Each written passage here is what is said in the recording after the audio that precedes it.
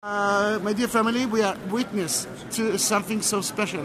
This is the first day that the tomb itself is open to the public after the renovation of it. The last renovation was 150 years ago. And you can understand how important it is. The inner part is the chapel of the angels. You can see the candles. Can you see the candles there? Yeah.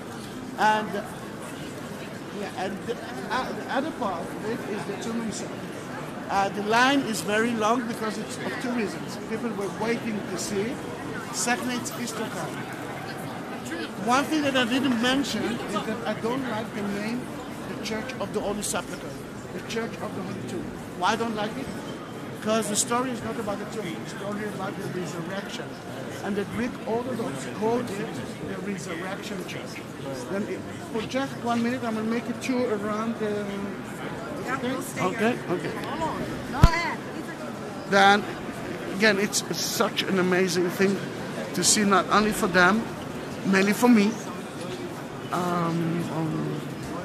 for the people who are actually here standing in the line, the queue for hours.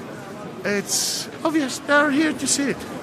But the people, the tour guide, the local people that have been here before, they are amazed to see something that they couldn't see before the renovation of it. Oh, Zoom is not good. Yeah, I don't like the Zoom here.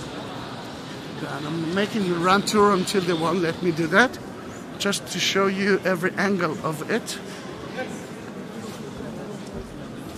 The rumors were say that they will have exit. No, there's no exit.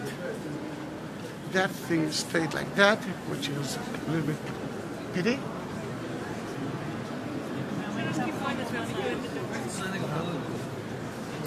Excuse me please, you missed one word.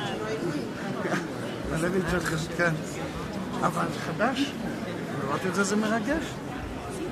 ואני can see, you can see